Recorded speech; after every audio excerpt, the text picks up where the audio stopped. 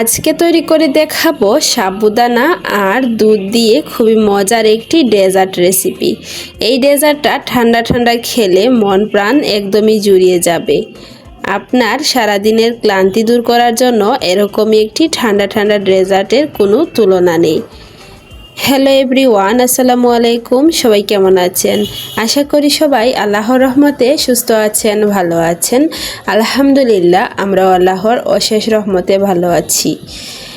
এই ডেজার্টটা বানানো কিন্তু খুবই সহজ আর খেতে কিন্তু খুবই মজার। তাহলে চলুন কথা না বাড়িয়ে মূল রেসিপিতে চলে যাই। বিসমিল্লাহির রহমানির রহিম। সাবুদানা দিয়ে ডেজার্ট বানাবো, এর জন্য এখানে সাবুদানা নিয়ে নিলাম 1 বাটি পরিমাণ। এখানে আমি একটি নুডলসের বাটি দিয়ে মেপে নিয়েছি।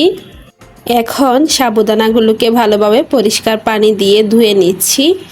সাবুদানাগুলোকে ধুয়ে নেওয়া হয়ে গেলে এখন আমি সাবুদানাগুলোকে সিদ্ধ করে নিব।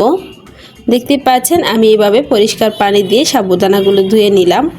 এখন আমি একটি ফ্রাই প্যানের মধ্যে নিয়েছি পানি। এখানে আমি ব্লু ফুড কালার অ্যাড করব। এখানে আমি ব্লু কালারের ফুড কালারটা দিয়ে দিয়েছি। আপনারা যে কোনো অরেঞ্জ কালারও দিতে পারেন। আপনাদের হাতের কাছে যে কালারটা থাকবে ওই কালারটাই দিয়ে এই ডেজার্টটা তৈরি করে নিতে পারেন। আবার যদি চান কোনো রকম কালার না দিয়ে তৈরি করতে তাহলেও পারবেন। তো দেখতেই পাচ্ছেন এখন আমি সাবুদানাগুলোকে সিদ্ধ করে নিচ্ছি। যখন দেখবেন সাবুদানাগুলো স্বচ্ছ হয়ে আসছে তখন সাবুদানাগুলোকে নামিয়ে আমি একটা স্ট্রেনারের মধ্যে নিয়ে নিলাম। আর ঠান্ডা নর্মাল পানি দিয়ে এটাকে আমি ধুয়ে নিয়েছি যাতে সাবুদানাগুলো একসাথে লেগে না যায়। এখন আমি একটা পাত্রে নিয়ে নিব দুধ। এখানে আমি 1 কাপ পরিমাণ লিকুইড দুধ নিয়ে নিলাম। দুধের মধ্যে এখন আমি দিয়ে দিব স্বাদ অনুযায়ী চিনি, দিয়ে ভালোভাবে মিশিয়ে নিব। এই ডেজার্টটা বানানো কিন্তু খুবই সহজ আর মাত্র 2টি উপকরণে এই ডেজার্টটা বানাতে পারবেন।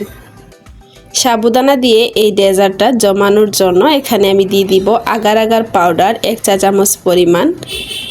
যে কোনো তরল খাবার অথবা ডেজার্ট বানাতে এই আগার আগার পাউডারটা ব্যবহার করা হয়। এই আগার আগার পাউডারটা আপনারা যে কোনো মুদি দোকানে পেয়ে যাবেন। তো আমি এখন আগার আগার পাউডার দিয়ে ভালোভাবে মিশিয়ে নিচ্ছি। আর আমি কিন্তু চুলাটা এখনও ধরিয়ে দেইনি, কারণ আগার আগার পাউডারটা কিন্তু দুধ ঠান্ডা রেখে দিতে হবে, তাহলে কিন্তু আগার আগার পাউডারটা খুবই সুন্দরভাবে মিশে যাবে। আর যদি গরম দুধের মধ্যে আগার আগার পাউডারটা দিতে যান তাহলে দেখবেন আগার আগার পাউডারটা মিশতে চাইবে না। এর জন্য দুধ ঠান্ডা থাকতে থাকতে এই আগার আগার পাউডারটা ভালোভাবে মিশিয়ে নিতে হবে। দুধটাকে আমি জাল করে নিয়েছি। যখন দুধ থেকে বলক চলে আসছে তখন আমি আগে থেকে সিদ্ধ করে রাখা সাবুদানাটা দিয়ে দিলাম। দিয়ে এটাকে ভালোভাবে মিশিয়ে নিব, নিয়ে আবারও এটাকে জাল করে নিব। এই ডেজার্ট বানাতে দুধ বেশি সময় জাল করতে হবে না। কিছুটা হালকা ঘন হয়ে আসলে এটাকে আমি নামিয়ে নিব।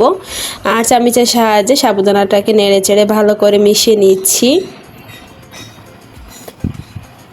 ভিডিওর এই পর্যন্ত এসে যারা একটি লাইক দিতে ভুলে গিয়েছেন অনুরোধ করব একটি লাইক দিয়ে সম্পূর্ণ ভিডিওটি কন্টিনিউ করবেন।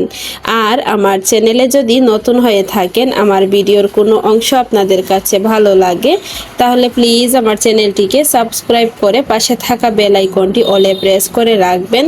এতে করে আমি নতুন কোনো ভিডিও আপলোড করার সাথে সাথেই নোটিফিকেশন আপনাদের কাছে পৌঁছে যাবে। তো দেখতে পাচ্ছেন আমি এটাকে একটা পাত্রে সেট করে নিয়েছি। আপনারা যে কোনো ধরনের পাত্রে এটাকে সেট করে নিতে পারবেন। এখন আমি একটা চামচের সাহায্যে নেড়ে চেড়ে দিব যাতে সাবুদানাগুলো ভালোভাবে মিশে যায়।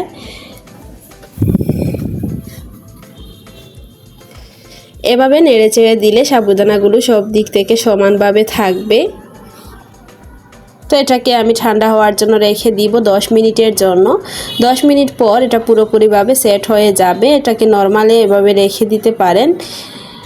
আর এটাকে যদি ঠান্ডা ঠান্ডা খেতে চান তাহলে নরমাল ফ্রিজে 30 মিনিট রেখে তারপর এটাকে কেটে সার্ভ করতে পারেন। এতে দেখবেন খেতে কিন্তু খুবই ভালো লাগবে। এখন আমি এটাকে ডিমোল্ড করে আপনাদের সাথে শেয়ার করছি। দেখতে পাচ্ছেন এটা একদমই সেট হয়ে গিয়েছে। মাশাআল্লাহ, আলহামদুলিল্লাহ। দেখতে পাচ্ছেন সাবুদানার ডেজার্টটা কতটা সুন্দর এবং ইয়াম্মি লাগছে।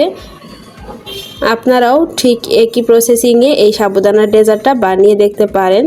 বাসার ছোট থেকে বড় সবাই কিন্তু খুবই পছন্দ করবে এই ডেজার্টটা।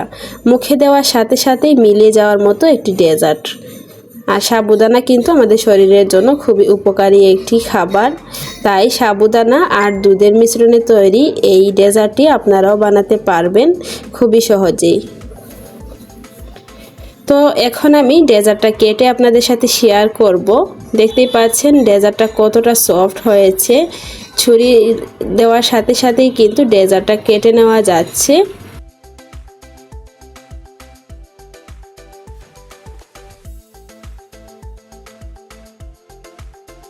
এখন আমি উপর দিকে এরকম করে সাজিয়ে নিয়েছি অল্প একটু কিশমিশ দিয়ে। আপনারা এখানে যে কোনো ধরনের বাদাম দিয়েও সাজিয়ে নিতে পারেন। এখন আমি ডেজার্টটা খেয়ে দেখব কেমন হয়েছে। দেখতেই পাচ্ছেন আমি ডেজার্ট থেকে কেটে একটু ডেজার্ট মুখে দিয়েছি। মাশাআল্লাহ, এটা কিন্তু খুবই সুস্বাদু হয়েছিল। আপনারা একবার হলেও বাসায় এভাবে ট্রাই করে দেখবেন আর অবশ্যই আমাকে কমেন্ট করে জানাবেন এই ডেজার্টটা আপনাদের কাছে কেমন লাগলো। তো এই ছিল আমার আজকের ভিডিও। সবাই অনেক বেশি ভালো থাকবেন, সুস্থ থাকবেন। দেখা হবে পরবর্তী কোনো ভিডিওতে। আল্লাহ হাফিজ, আসসালামু আলাইকুম।